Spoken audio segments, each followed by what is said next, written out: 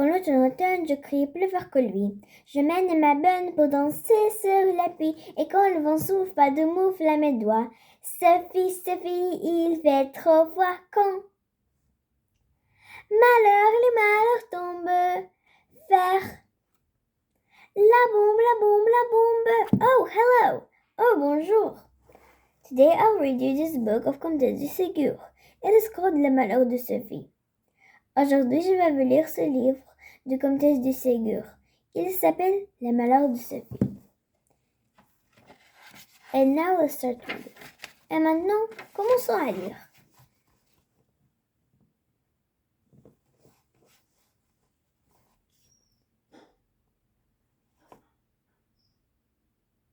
La bonne, qui avait aussi entendu du bruit et qui était curieuse, quittait son ouvrage et sortait. Elle rentrait en 4 heures et remplit l'ouvrage. Elle sort. Elle rentrait aux 4, après l'heure, après que c'était heureuse, dit-elle à Sophie, que nous ayons été tous deux dans notre chambre, dans un sortir. Figurez-vous que votre maman vient d'aller voir ce poisson. Elle les trouve tout morts. Elle est une entière d'être coupée en morceaux. Elle a fait venir tous les domestiques pour leur demander quel était le méchant qui avait fait mourir ces pauvres petits. Bêtes, personne n'a pu. On n'a volé rien dire. Je viens de la rencontrer. Elle m'a dit, si vous arrivez, était dans le salon. J'ai heureusement pu lui répondre que vous n'avez pas bougé d'ici, que vous étiez amusé à faire la dînette dans votre petit ménage. C'est un signifie, dit-elle. J'aurais parlé que c'est Sophie qui a fait ce beaucoup. Oh, madame, lui ai-je répondu, Sophie n'est pas capable d'avoir fait une chose si méchante.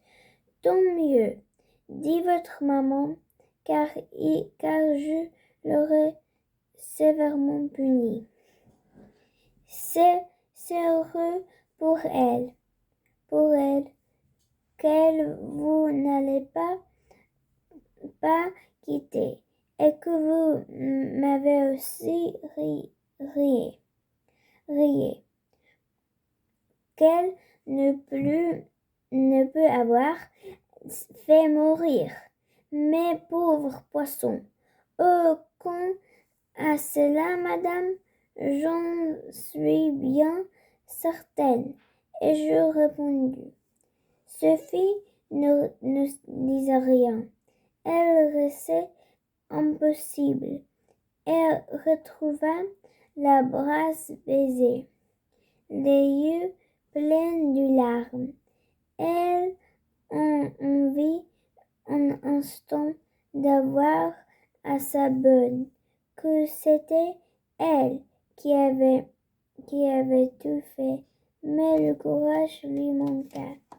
La bonne la voyait triste, crut qu'elle c'était la mort du pauvre petit poisson qu'elle avait harpé. J'étais bien sûre, dit-elle, que vous serez triste comme votre maman. Des malheurs arrivent à ces pauvres petites bêtes.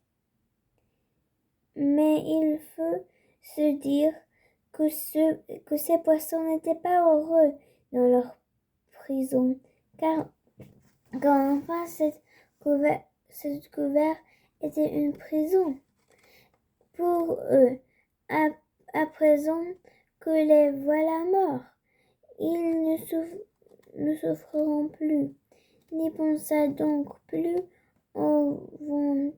oh, venez, que je vous arrange pour aller au salon. On va bientôt dîner. Sophie se laissa peigner, laver sans dire le mot. Elle entra au salon. Sa maman y était. Sophie, lui dit-elle, t'a-t-elle raconté ce qui est arrivé à mes poissons? Oui, maman. Si ta bonne ne m'avait pas assuré que tu étais restée avec elle dans ta chambre depuis que tu m'as quittée, j'aurais pensé que c'est toi qui l'ai fait mourir. Tous les domestiques disons que ce n'est aucun d'eux, mais je crois que le domestique Simon, qui était chargé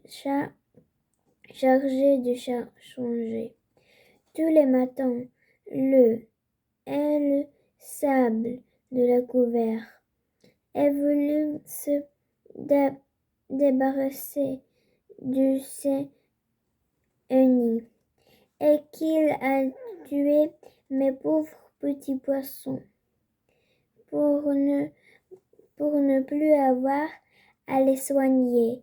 Aussi, je le renvoierai demain.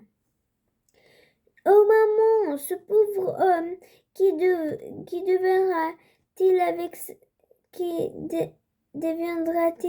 avec sa femme et ses enfants?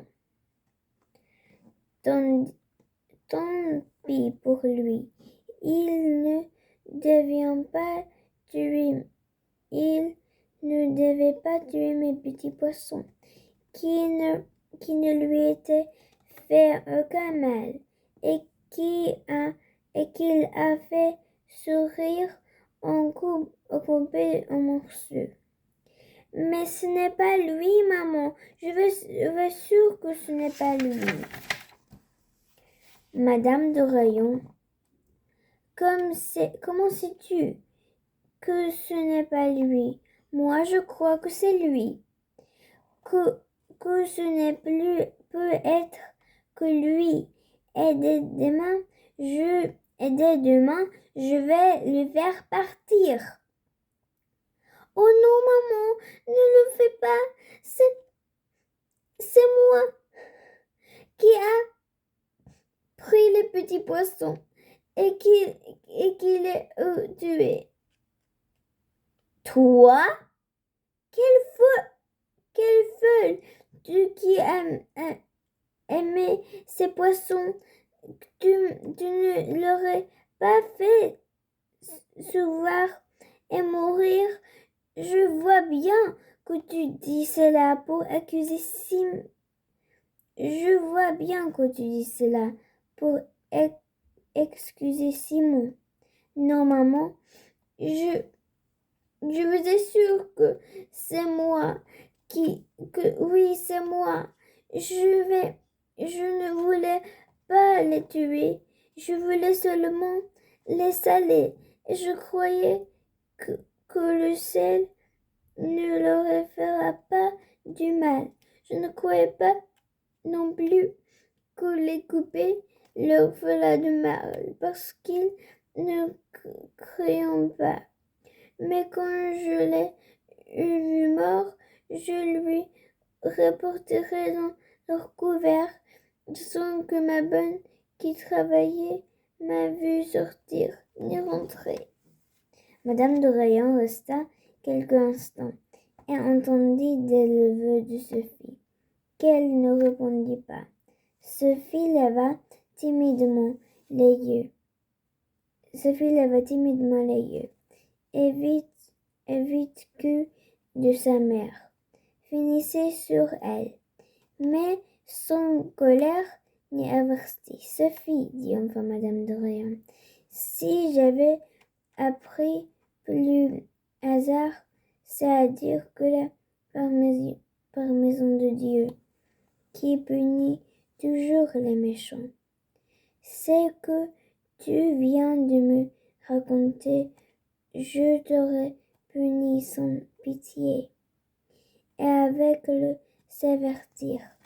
Mais le bon sentiment qui t'a fait envoyer tes fuites pour excuser Simon, tu voudras ton pardon. Je ne te ferai donc pas reprocher, car je suis bien sûre que tu sens combien tu étais cruel pour ce pauvre petit poisson. En ne réfléchissant pas d'abord que le sel devait les tuer. Ensuite, qu'il était impossible de couper et de tuer n'importe quelle bête sans quelque souffle.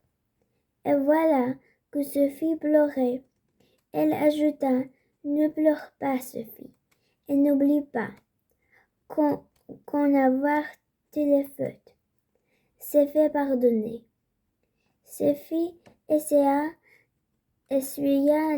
ses yeux et remarqua sa maman, mais elle resta toute la journée un peu triste d'avoir causé la mort de ses petits amis, les poissons. Hoping that I was reading. Bye! J'espère que vous avez aimé comment j'ai lu. Au revoir!